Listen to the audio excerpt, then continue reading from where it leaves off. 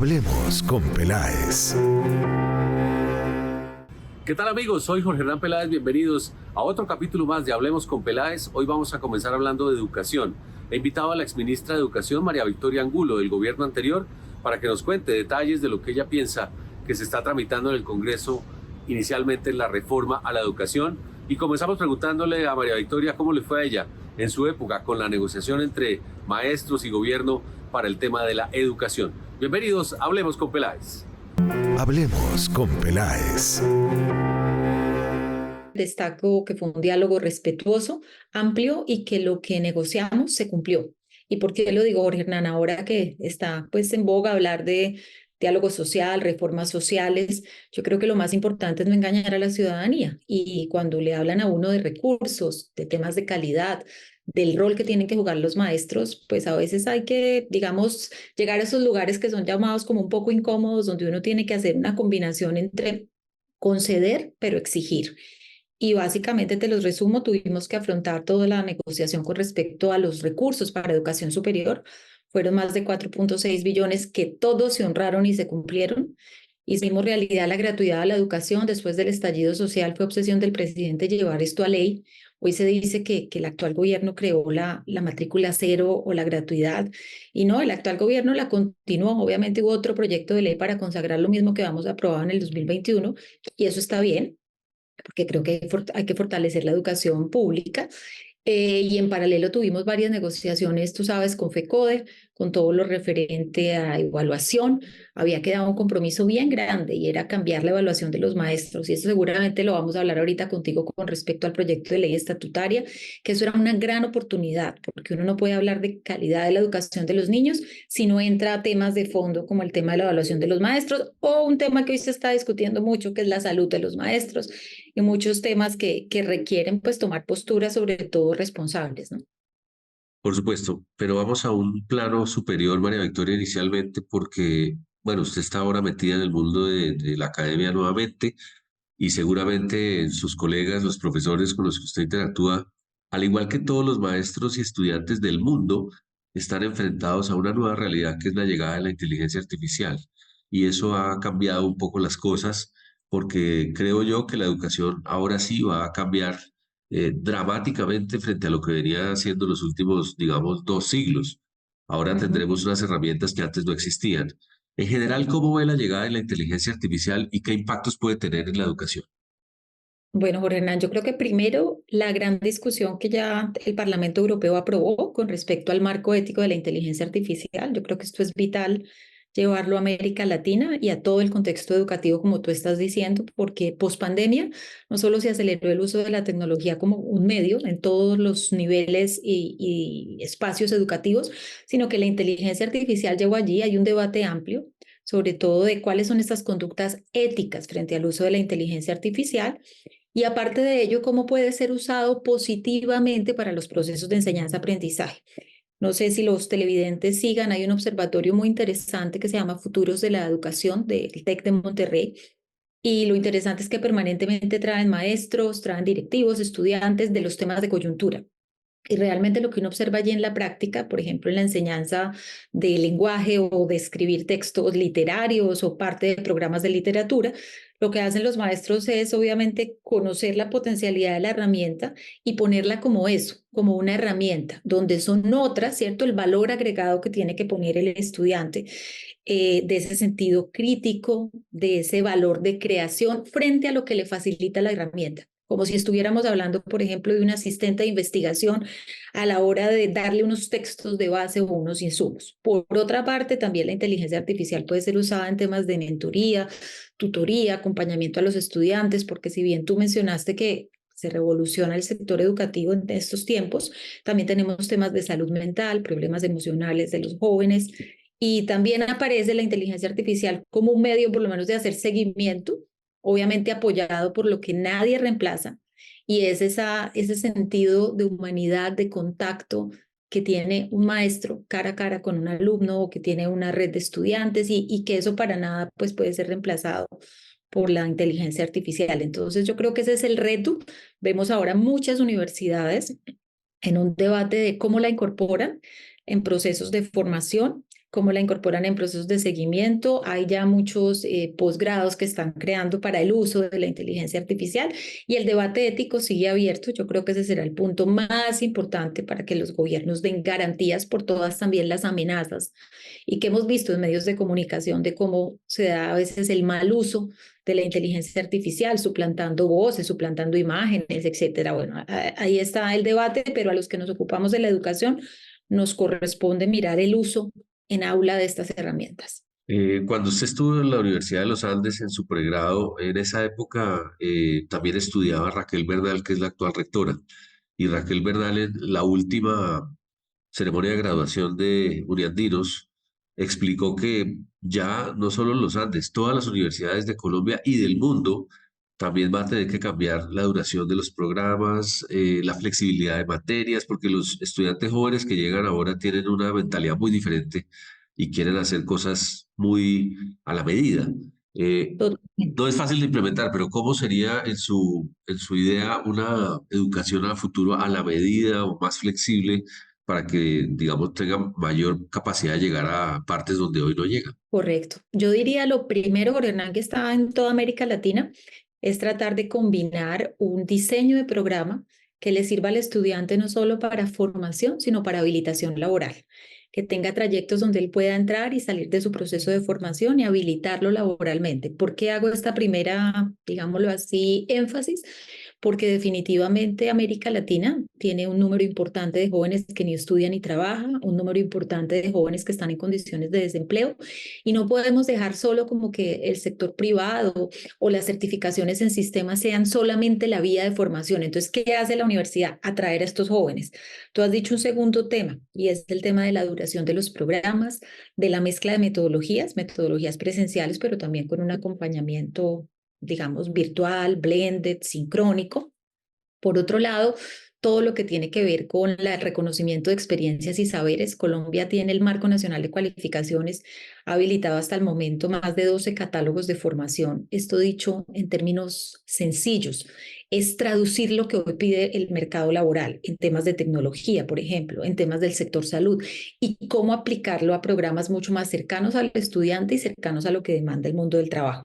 No sé si viste de pronto una entrevista del rector José Manuel Restrepo, justamente hablando del boom en Colombia de la educación dual. Para mí esa es una vía que para Latinoamérica y para lo que pide el mercado laboral es una vía muy sana porque permanentemente está el estudiante en la academia, pero está en el sector real, está aprendiendo desde la práctica y está teniendo certificación de lo que aprende, por lo tanto puede ingresar al mercado laboral.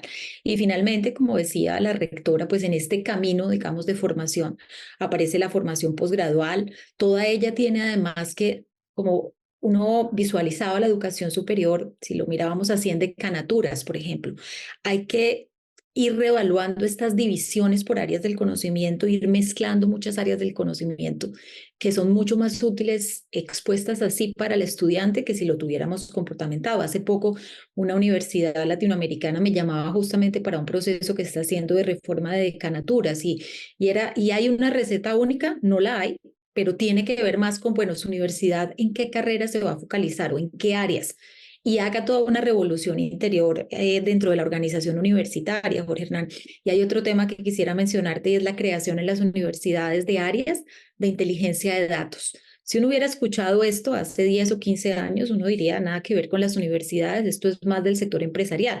Es lo que tú llamas en una empresa inteligencia de mercados. Así lo llamas cuando estás hablando de productos textiles o de distintas. Llegado a la educación superior, estas áreas que están creando las mejores universidades del mundo las hacen ¿para qué? Para tener el mayor número de datos y entender qué quieren los estudiantes, cómo conciben la duración y las metodologías, cuánto están dispuestos a pagar, mirar los temas de comparación con otros programas nacionales e internacionales. Es decir, hoy una universidad que no conozca muy bien sus datos y los datos de su entorno es una universidad que podría estar tomando decisiones pues no muy adecuadas. Y súmale un último tema, Jorge Hernán, el cambio de la pirámide etaria en Colombia es definitivo. Desde el 2017 el número de jóvenes viene reduciéndose, por lo tanto las universidades ya no son solo para jóvenes, las universidades son sobre todo para gente de la edad tuya y mía que estamos hoy aquí conectados y de la gente que está activa en el mercado laboral.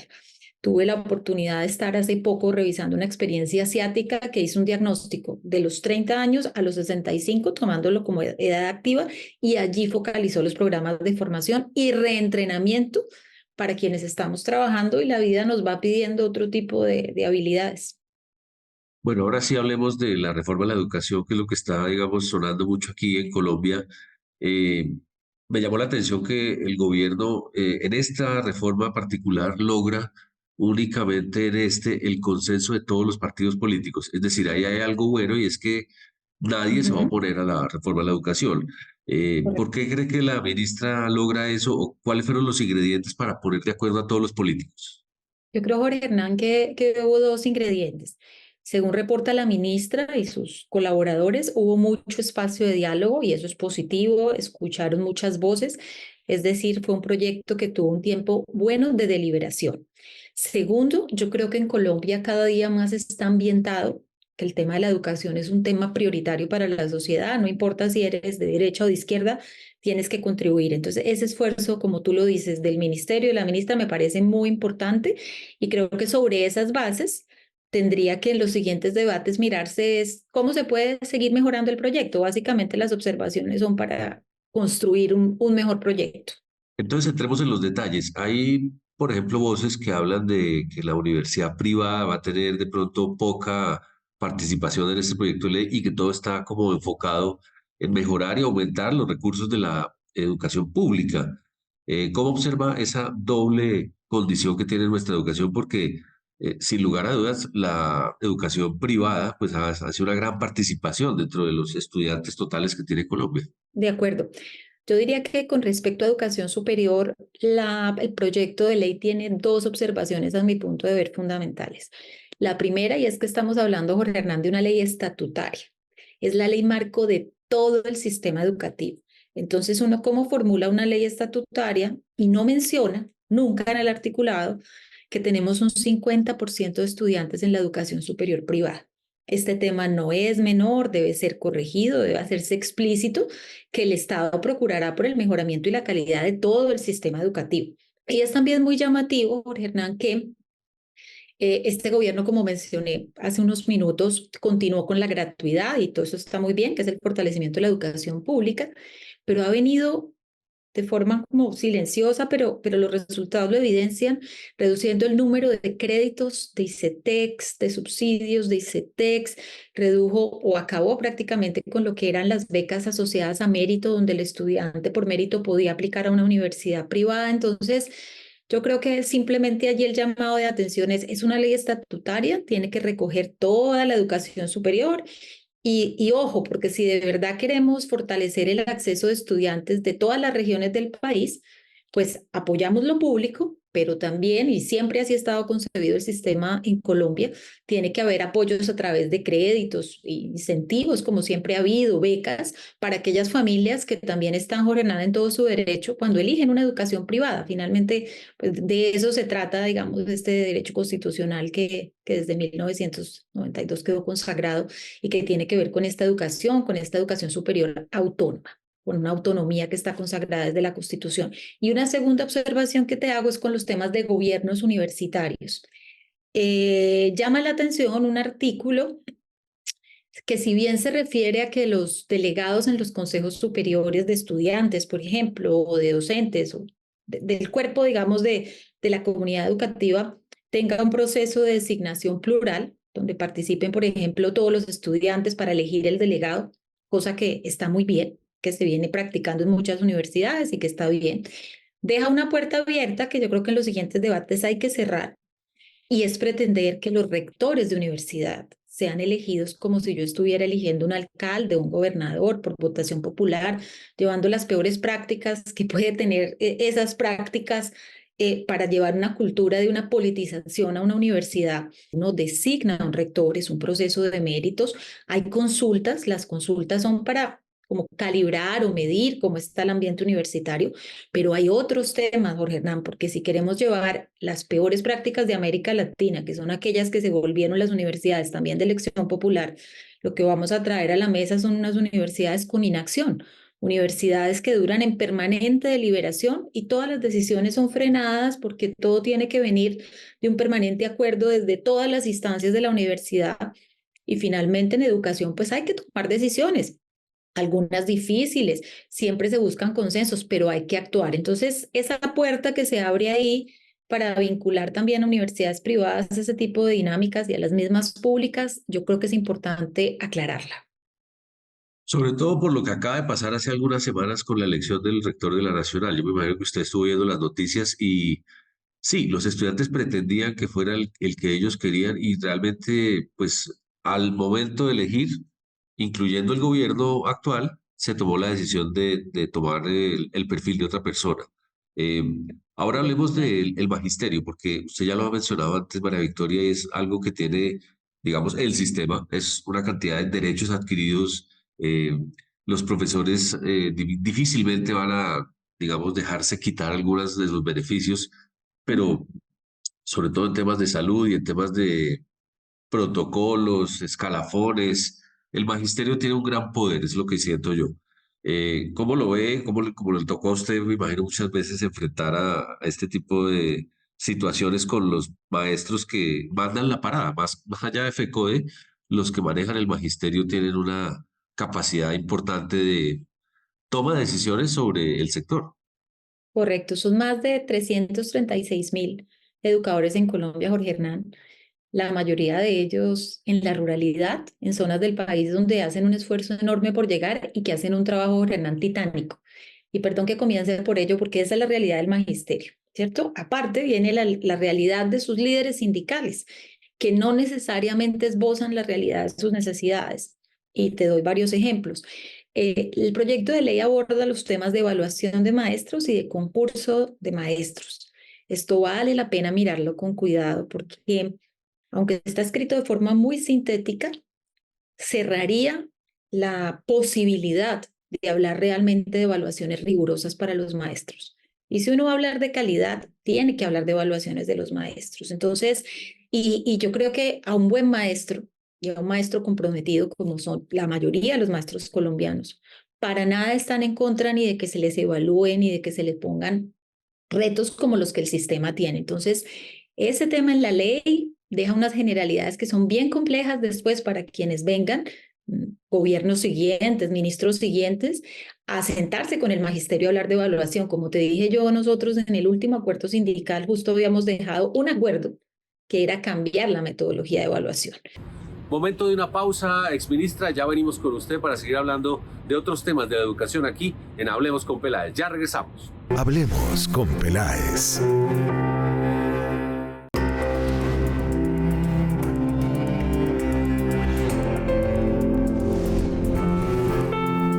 Hablemos con Peláez. Y continuamos con la nota. María Victoria Angulo fue ministra del gobierno anterior de Educación. Habla del proyecto de ley, pero también de temas como la alimentación escolar y la elección de rectores de universidad. Hablemos con Peláez. Y requiere que tengamos maestros especializados en esas áreas. Tiene cosas buenas del proyecto que no me has preguntado, Jorge Hernán, y que quiero mencionar.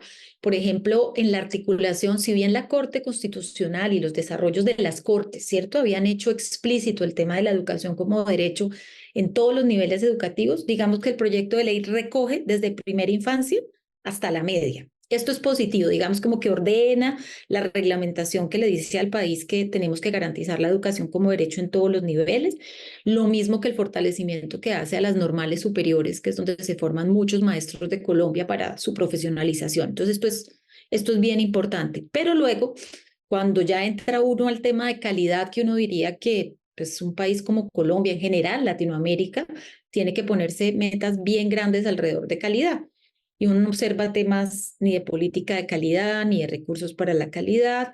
Y como te dije, el tema de evaluación, que es crucial, pasa de una forma que le deja a uno muchas preocupaciones. Y por otro lado, hablan de una educación que sea una educación integral, que si a ti te preguntaran o a cualquier ciudadano, respondería que está de acuerdo. Obvio, ¿quién no quiere que el niño pueda pasar por formación en deporte, en artes, matemática, literatura? Pero la pregunta es, todo esto que está escrito allí para jornadas de 5 horas que tienen los niños, cuando ni siquiera están aprendiendo a leer como deben hacerlo en tercer grado, ni a tener el pensamiento matemático que requieren para su siguiente desarrollo. Entonces, es como que tú tuvieras muchas aspiraciones allí consagradas en el proyecto, pero muy pocos cómo. Y yo sé que alguien me diría, bueno, pero es una ley estatutaria que es un marco. Sí, pero está generando muchas expectativas. Y la ley en materia de recursos, Jorge Hernán, no profundiza. Y tiene un artículo que es llamativo y dice que ellos reglamentarán. Y la pregunta es, ¿cómo van a reglamentar si para hablar de recursos tendrían que cambiar la ley 715, todo el tema de descentralización de la educación? Tú sabes, viene de allí los recursos que están para salud, para educación. Entonces, ¿cómo van a reformar, digamos, toda esta parte de la financiación de básica? ¿Cómo van a introducirle recursos a primera infancia? Van a cambiar entonces la ley 30, pero le queda una duda, porque el artículo dice que el gobierno reglamentará. Entonces, hay como, digamos, a este momento un buen resumen aspiracional de lo que uno quiere con el sector, con unos vacíos, y como comentábamos con otros expertos este fin de semana en un artículo de La Silla Vacía, pues mucha inquietud respecto a las fuentes de los recursos, porque lo que puede pasar es que se apruebe la ley y la gente queda con un montón de expectativas, pero las entidades territoriales no tienen ningún recurso nuevo para todo esto que está allí consagrado, como para coordinar la política. Quedaron unas normas que obligan a las entidades territoriales y al gobierno nacional cada año a incrementar como mínimo la inflación, los recursos de alimentación escolar, tratando de que sean unos recursos crecientes a futuro. Se montaron unos sistemas de información para detectar parte de lo que tú dices, si es si el proveedor incumple, no incumple, si tú le declaras incumplimiento a los contratos. Tú ves que la Procuraduría y la Contraloría están pues muy encima de revisar las entidades territoriales, pero yo creo que pues falta un tema importante y es el tema de la financiación a futuro, o sea, cómo darle los recursos para darle estabilidad al tema de alimentación. Y eso sería un tema a ahondar en esta reflexión de la ley estatutaria, porque la ley estatutaria sí lo menciona, o sea, dice que hay que garantizar alimentación, transporte escolar, como todos los temas de bienestar, para llegar sobre todo a esa Colombia rural que es la que menos acceso tiene.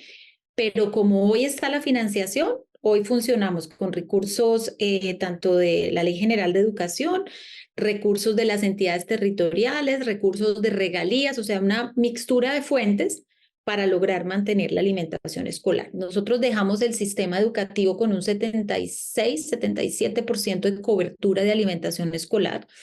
Lo ideal es llevarlo al 100% de los niños, ese es el propósito, y combatir todos los temas de corrupción es un tema de nunca acabar, Hernán. Creo que esa alerta tiene que estar siempre ahí, porque es un mercado lamentablemente atractivo para la corrupción, porque son muchos recursos, porque son bienes con características, digámoslo así, ya muy conocidas, donde hay una oferta en el mercado que algunos buscan monopolizar y hay que luchar contra eso siempre. ¿Y cómo se lucha contra eso? Con los pliegos de contratación que uno defina, trabajando con agencias estatales como Colombia Compra Eficiente, como la Bolsa Mercantil, tratando, digamos, de llegar a quien más tiene experiencia para evitar cartelización, corrupción, entrega de alimentos que no tienen la calidad. Quien crea que es un tema que uno saca una ley y se acabó el problema con la alimentación, definitivamente no.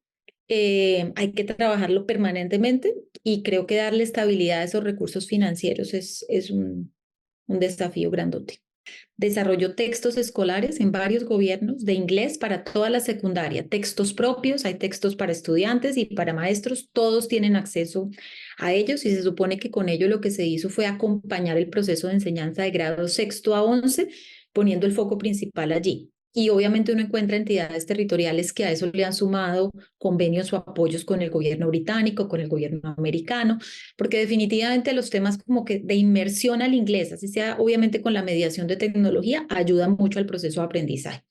Pero ¿qué ocurre? Básica primaria, no hay el recurso humano para hacerlo. Y en básica secundaria, pues no siempre se cuenta con profesores que tengan el nivel adecuado. Tú sabes que nosotros con los profesores de inglés se han venido haciendo procesos de formación para que lleguen al nivel C1, que el nivel C1 sería el nivel óptimo. ¿Qué hizo un país como Uruguay? Pues encontró que sí, lograba dotar de conectividad y ahí viene un requerimiento para los próximos años, o sea, si los colegios de verdad y todas las zonas rurales que tienen servicio educativo contaran con conectividad, mucho se podría hacer, Jorge Hernán, en muchas áreas, porque uno complementaría el trabajo presencial y entonces lo que hizo Uruguay fue que generó un gran estudio de producción de contenidos en inglés con profesores nativos de muchos países del mundo, todo lo hizo online, no tenía que traer los profesores a Uruguay, creó las clases, creó la red, digamos, de tutorías para los estudiantes y logró hacer un proceso de cobertura de toda la básica primaria.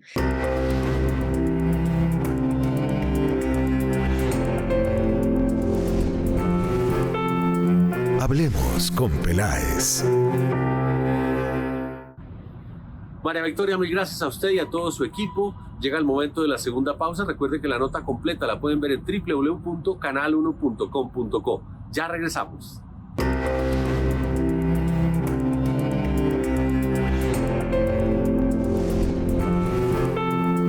Hablemos con Peláez. Hablemos con Peláez. Llega el momento de Juliana Duque y sus historias solidarias. Juliana, bienvenida, adelante. Hablemos con Peláez.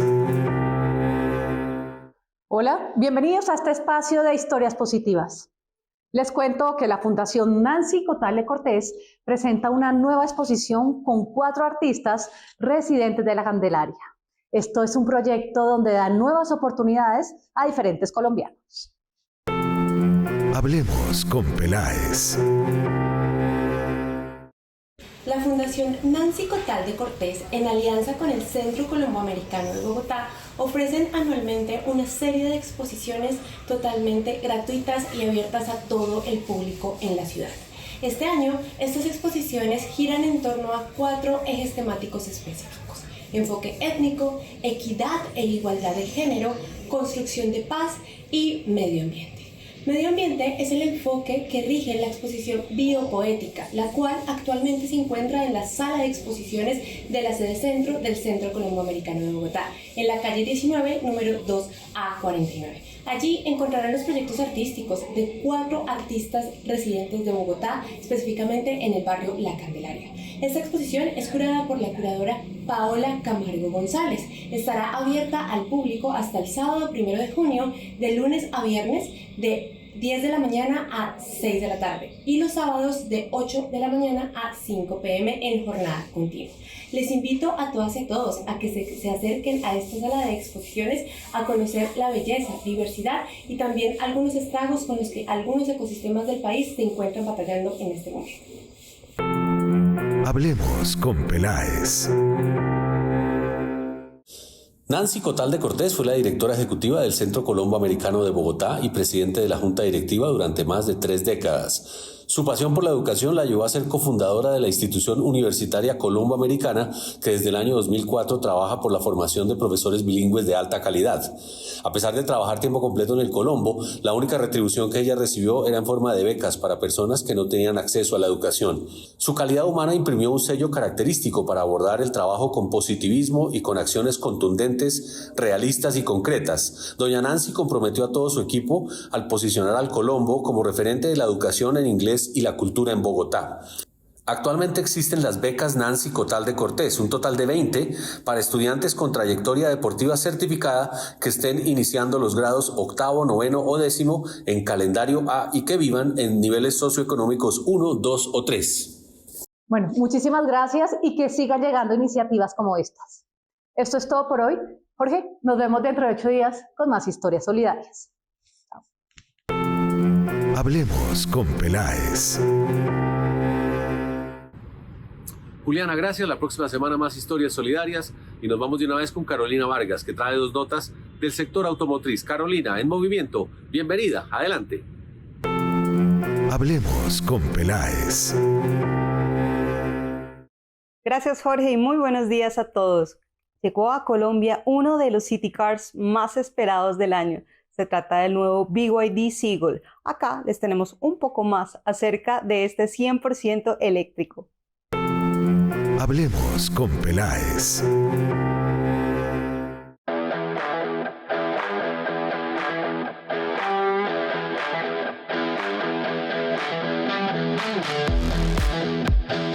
contar que la pasamos increíble el día de hoy. Conocimos el lanzamiento de esta belleza que estoy aquí probando y que no me iba a perder la oportunidad de estar en estos momentos aquí. Y definitivamente lo que más me gustó del nuevo BYD Seagull no solo es su precio, porque tiene un precio supremamente atractivo para el mercado colombiano, sino es su diseño, el nivel de equipo, frenos de disco en las 4 ruedas, rines de lujo, conectividad con Apple CarPlay y Android Auto, la calidad de los materiales y acabados y por supuesto la autonomía. Definitivamente un auto que la va a romper en nuestro mercado. Me encantó el diseño, me parece que es demasiado moderno, los detalles muy bonitos, muy elegantes y bueno, eléctrico, que por supuesto pues estamos ayudando al planeta, que es lo más importante. Lo que más me tiene impresionado no solo es el auto, sino el evento que montó la marca en nuestro país. Yo creo que pueden haber más de 600 personas acá en el Chamorro Civic Hall, un evento muy internacional. Quiero felicitarte a ti, quiero felicitar a todo el equipo de BYD de Motoriza porque pues han logrado hacer un lanzamiento espectacular. En mi concepto y en mi sentir es el lanzamiento del año. Hablemos con Peláez. El fin de semana pasado culminó la Feria de las Dos Ruedas. Rafael Gaviria, gerente general del Grupo UMA, nos contó acerca de los resultados de esta feria y nuevos lanzamientos. Hablemos con Peláez. Bueno, luego de 4 días en este corre-corre, en esta maratón de la Feria de las Dos Ruedas, unos resultados increíbles. Sobrepasamos lo que estábamos esperando en ventas. Triumph lanzó toda la línea 400 con unos resultados por encima de lo que esperábamos. Entonces nos vamos muy felices, creemos que logramos con el objetivo que nos vinimos a cumplir y ahora a ver en Bogotá cómo nos va. Traemos nuevos lanzamientos, traemos la P150, NS125, NS200 y bueno, toda la línea Pulsar que viene renovada para este 2024. Muchísimas gracias por todo el apoyo que nos brindaron y nos vemos en el 2025 en la F2R o si no en Bogotá en la Feria del Automóvil. Hablemos con Peláez. Bueno, esto es todo por hoy. Nos vemos dentro de 8 días acá en el Canal 1 para más noticias de la industria automotriz en Colombia. ¡Feliz fin de semana! Hablemos con Peláez. Gracias, Carolina. La próxima semana más notas del sector automotriz con Carolina Vargas. Recuerde que todas las pueden ver en www.canal1.com.co. Pausa, ya regresamos. Hablemos con Peláez.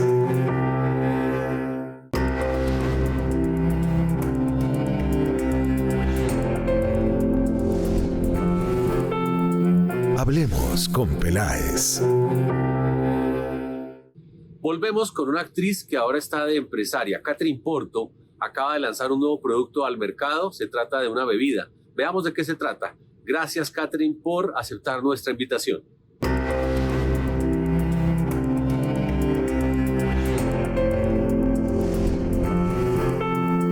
Hablemos con Peláez.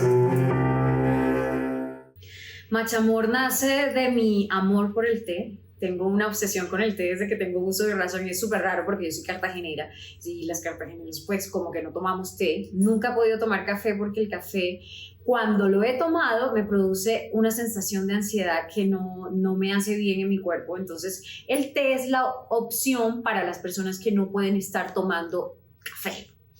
En especial este té matcha, cuando llegó a mí, yo estaba en otro país y como que se volvió mi ritual mañanero, mi ritual de las noches, mi ritual que me daba no solo energía prolongada sin ansiedad, sino también esa sensación de bienestar, al tiempo que tiene un montón de beneficios, tanto de antioxidantes, radicales libres, ayuda a combatir los radicales, el estrés, ayuda a acelerar el metabolismo, ayuda a quemar grasa, te da energía, te elimina las toxinas, te eleva el sistema inmune. Entonces yo dije, ¿qué es todo esto? Y que todo esto te lo da una planta.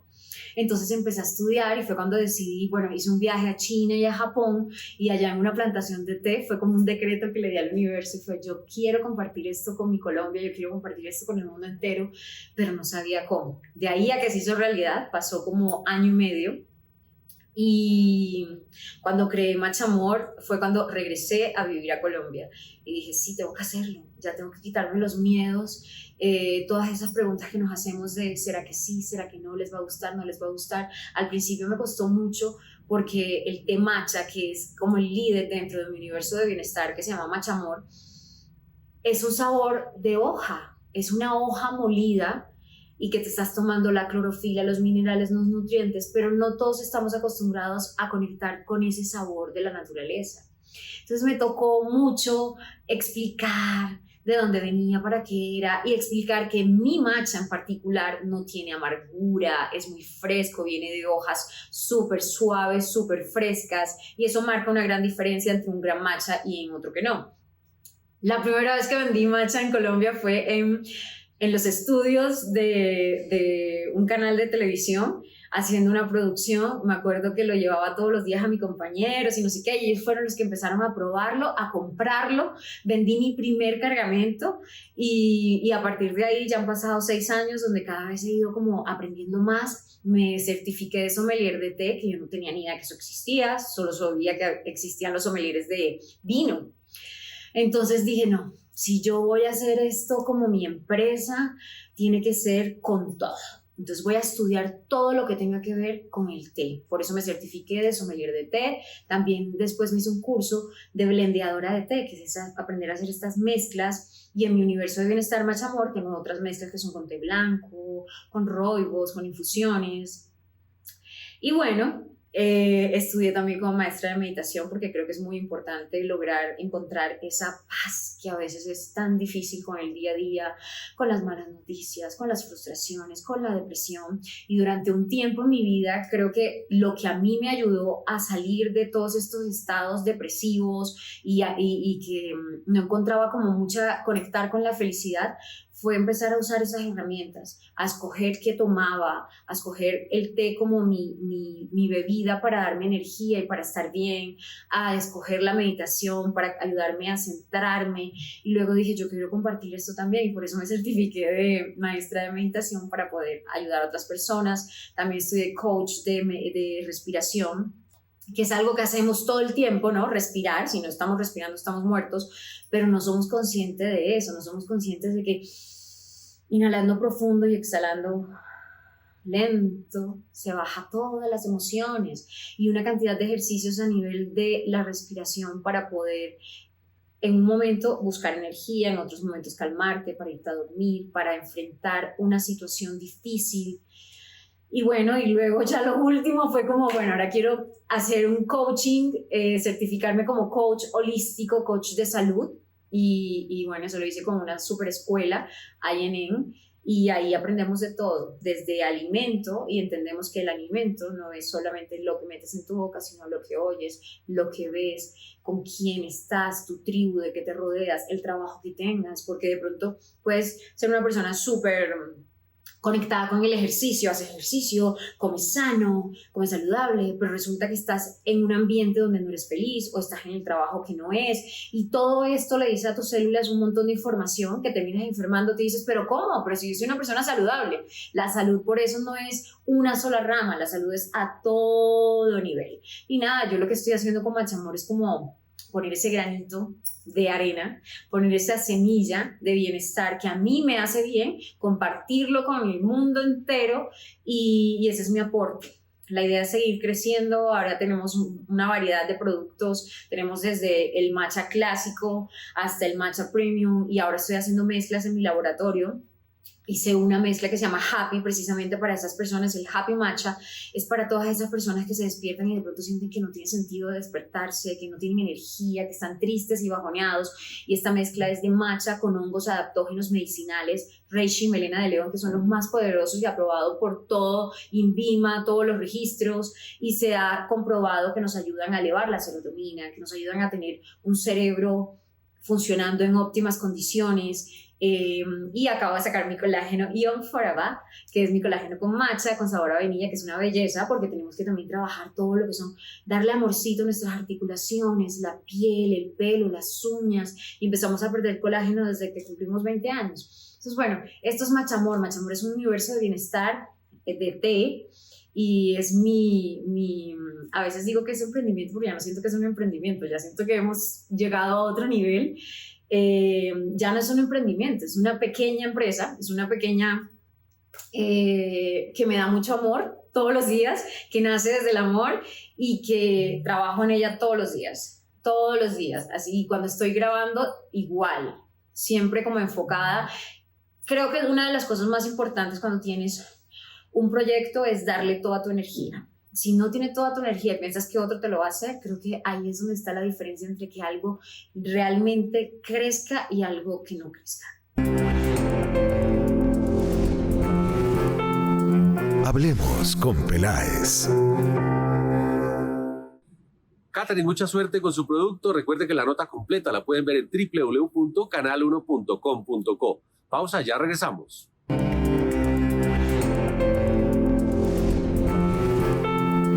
Hablemos con Peláez.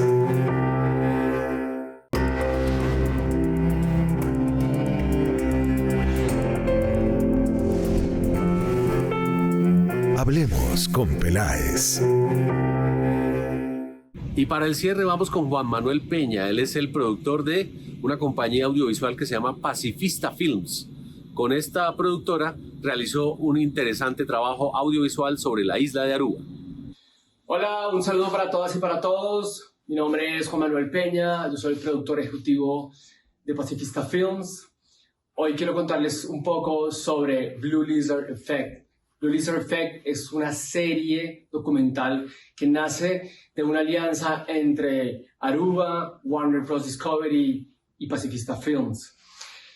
Es un proyecto muy bonito, es un proyecto súper poderoso que habla de algo que nosotros llamamos el Mindful Happiness. Es un concepto y un desarrollo que hicimos a través de una investigación de alrededor de casi 6 meses, en la que nos concentramos en intentar entender las raíces de Aruba, su cosmogonía, de dónde venían, digamos, los pueblos originarios que habitaron en algún momento en la isla, y claramente buscando también las historias de vida de las personas que viven en esa isla en este momento y que por alguna razón varios estudios la llaman como la isla más feliz del mundo. Hubo algo muy interesante, muy poderoso, que desde un inicio para nosotros fue como la hoja de ruta para llegar a donde llegamos, digamos, en el desarrollo narrativo del documental, y fue la historia, digamos, ancestral que tiene Aruba. Aruba era un lugar sagrado para los pueblos arahuacos y de alguna manera indígenas que vivían tanto en Venezuela como en Colombia, y ellos, digamos, que durante meses construían sus barcos para durante días tomar un curso en el mar, ¿no?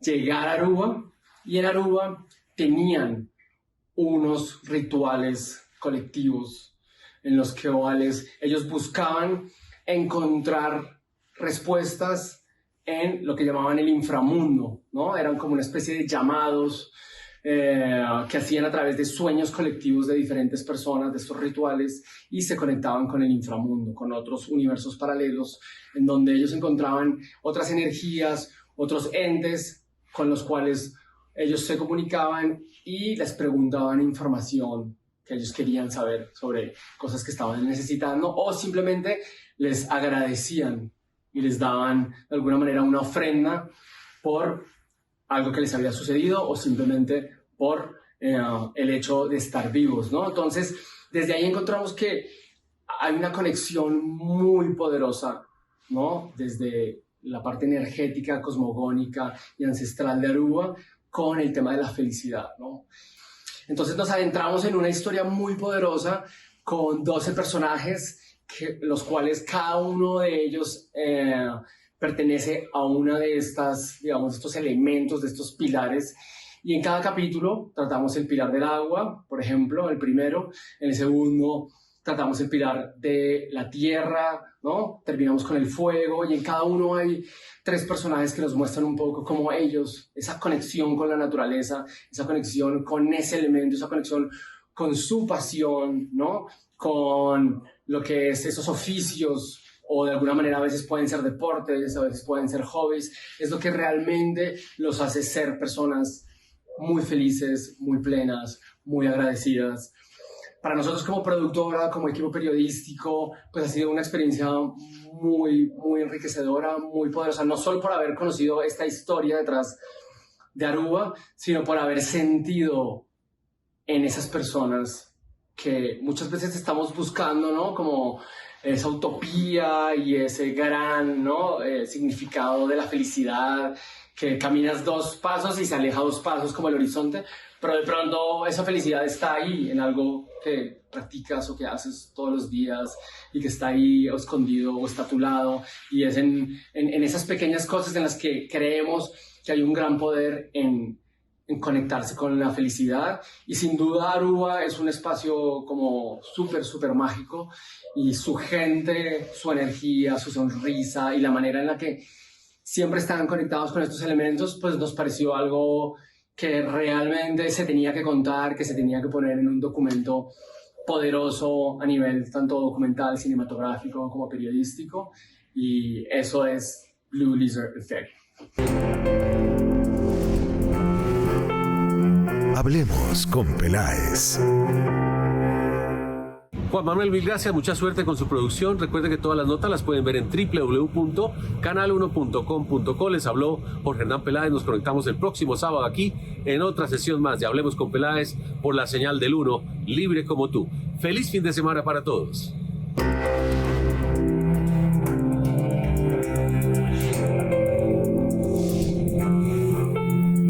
Hablemos con Peláez.